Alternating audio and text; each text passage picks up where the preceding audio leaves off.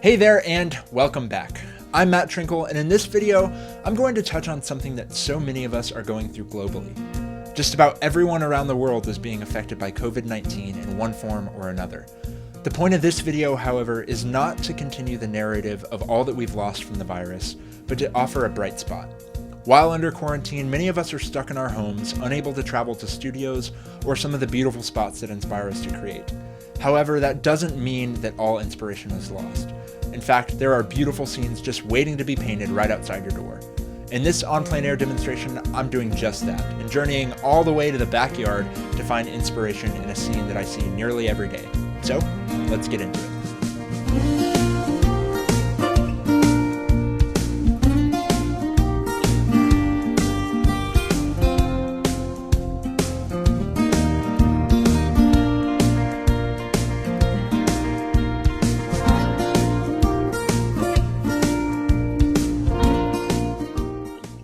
I didn't have to look far for inspiration for this little En Plein Air study.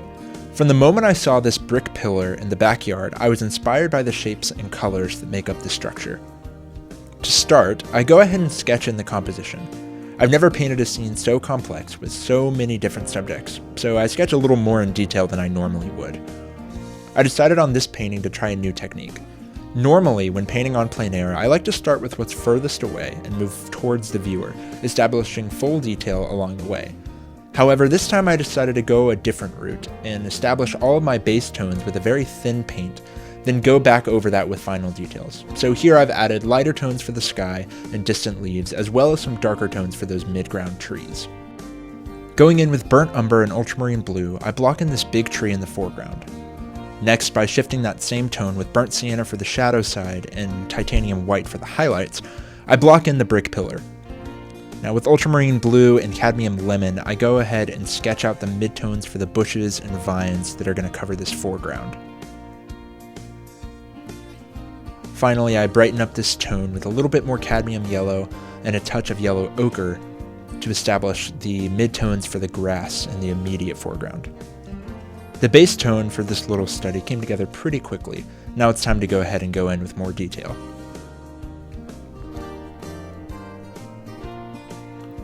Using a small synthetic liner brush, I try to create a slightly textured, varied surface for the background leaves. I go back and forth between warm and cool greens using ultramarine blue, cobalt teal, cadmium lemon, and yellow ochre. Once that surface is completely covered, I go in with a dry filbert brush and blend those little marks all together. Using ultramarine blue and burnt umber with a touch of white on a synthetic dagger brush, I add some texture to those mid-ground trees. Then with that same color, I begin to sketch in all the little twigs and branches that occupy the background space. As the branches move forward in this scene, I'm allowing that color to get darker, with a higher concentration of ultramarine blue and burnt umber, and a little bit less white. Next, it's time to go ahead and add detail to this fence in the mid-ground. I sketch in the shadows with that same dark color from the branches, then lighten the tone with titanium white to paint the spaces between the fence posts. After that, I deepen that tone with yellow ochre and a little bit of ultramarine blue to add some variation to get more of a wooden texture. After just about every sequential layer of detail, I continue to add more branches, again allowing that color to get darker as I come forward in the composition.